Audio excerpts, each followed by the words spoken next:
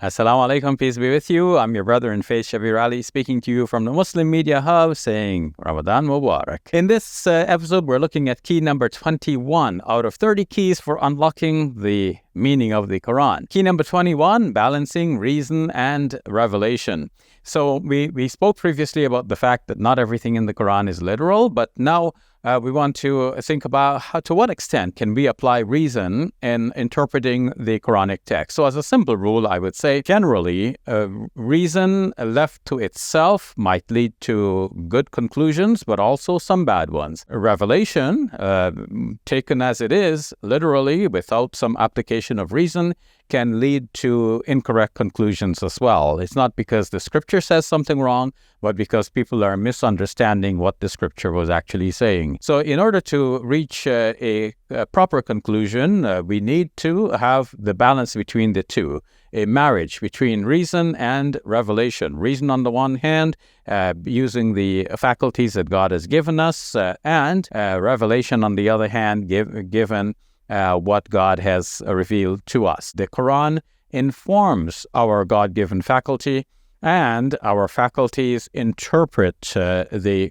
Quran. Now, failure to apply this principle has resulted in howlers when people come to interpret the Quranic text. They have included stories, they have given interpretations of verses, they've taken things literally, they've given the Quranic text meanings that would hardly make sense to people in modern times. And there was a time when they would have just insisted, everybody's got to follow this or else. People were forced, compelled by the force of powers or the pressure of society to just simply adhere to what was being said. It's people said this is what the Quran means, and Muslims just simply had to comply. And now we're in a situation where our youth in particular are thinking, and non-Muslims are asking us questions, and we've got to make sense to both the youth and to non-Muslims. In order to make sense to everyone and to ourselves as well, we've got to be true to ourselves as well.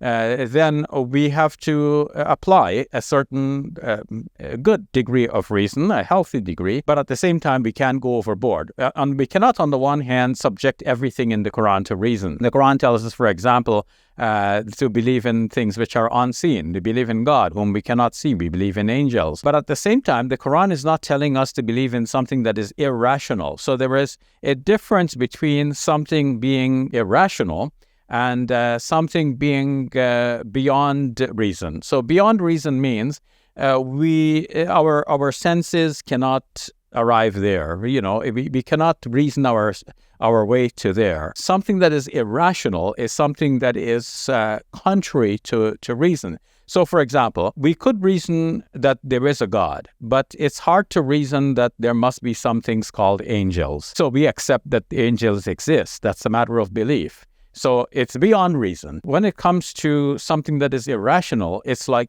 telling us that 2 + 2 = 5. We just know that is irrational, that it is impossible. Beyond reason, we can still believe in it. Irrational or unreasonable, no, we cannot believe in that. So if somebody is presenting a verse of the Quran and saying this verse means ABC, and they're saying you must believe ABC because that's what the Quran says. Now we must question that, because if that is something irrational that they're claiming or unreasonable that they're claiming, we should say, well, wait a minute, let's look back at that verse. Does that verse really say ABC, or is that your own construction on the verse? If it is beyond reason, that means reason cannot penetrate to that extent. We can accept, okay, maybe, all right, it looks like maybe the verse means that, and that is something that we're beyond our reason, but we accept it on faith. But don't go accepting things on faith which are really irrational or contrary to reason. Now, let me give an example of this. Now, in one of the great classical commentaries on the Quran, which I mentioned before, the Tafsir of Al-Qurtubi. Now, this is a massive commentary, well respected in Sunni circles. It's explaining a verse from the 5th chapter of the Quran, where it says that Moses and his people were directed to go to a land, and his people complained to him, "Inna fiha qawman jabbarin." There are oppressive people therein. So who are these oppressive people? Well, Jabbar could also be interpreted to mean giants. So some of the translations of the Quran would render it giants, all right? So they thought that they were giants. Well, the classical commentators also thought that they were giants. So too that did Imam al-Qurtubi. And Imam al-Qurtubi is trying to explain, the size of these people, these giants. So they were so huge that when the reconnaissance team was sent out by Moses, they were captured by one of these giants. And of course, all he had to do is scoop them up by hand. So they're so small compared with him. And you see, the garments were had a sort of a hem apparently. So he could put two of them in the hem of his garment. And Imam al-Qurtubi mentions one of these persons in particular. His name is given as Og. This particular person, according to al-Qurtubi, was perhaps the tallest among them. How tall was he? He was, according to al-Qurtubi, 3,333 cubits tall. Now, a cubit is about 18 inches. So if we're talking about 3,333 cubits, we're talking about roughly 5,000 feet. This guy was 5,000 feet tall. Whenever he wanted to eat, he would reach down into the ocean.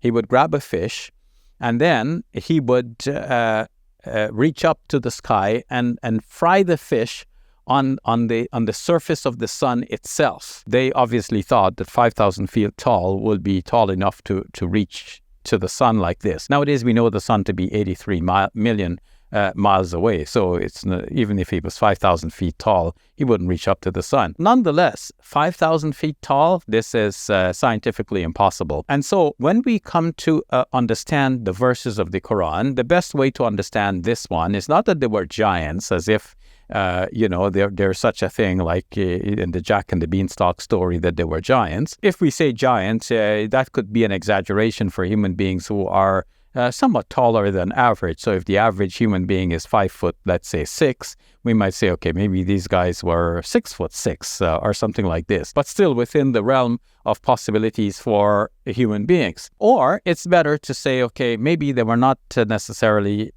tall beings, but they were oppressive people. And that's why the Israelites were scared of going into their town, because they were scared of being oppressed by the others. We have to bring to the interpretation of the Quran a healthy dose of rationalism. Otherwise, if we had gone the way of the classical commentators without any sufficient application of modern reason, we might accept things which seemed acceptable to people in the past. They didn't have these problems that we're dealing with now, where the youth are questioning things and where non-Muslims are asking us questions about what we believe. So it was fine for the previous generations. They survived with all of these. This to us now is baggage from the past. And we should ask ourselves, should we continue to carry this baggage and weigh down the faith so that the faith becomes less appealing to our youth and to outsiders? Or should we apply a healthy dose of reason so that we balance reason and revelation, where the Quran as revelation informs our reason and our reason interprets and understands that sacred scripture from God? So this is our point number 21. One way of balancing reason and revelation is what we will deal with tomorrow as key number 22. The stories which are told in the Quran are not necessarily historical. Join me again tomorrow for that and for the rest of the series as we wind down now to a close, heading towards the end of Ramadan. I'm your brother in faith, Shabir Ally, signing off by saying Assalamu alaikum, peace be with you from the Muslim Media Hub. Ramadan Mubarak. This Ramadan, we're making history together. Behind me is the building you helped us purchase for the sake of Allah for the establishment of the Muslim Media Hub. We've started filming our television program here called Let the Quran Speak, and we're training the youth to produce other such shows and videos for social media so that we can present the message of Islam to the wider world. This Ramadan, you can help us to raise $100,000 for the sake of Allah Azza wa Jal. Please go to our website, muslimmediahub.com. May Allah bless you and all of your loved ones this Ramadan and forever. I'm your brother in faith, Shabir Ally, saying Assalamu alaikum, peace be with you, and Ramadan Mubarak.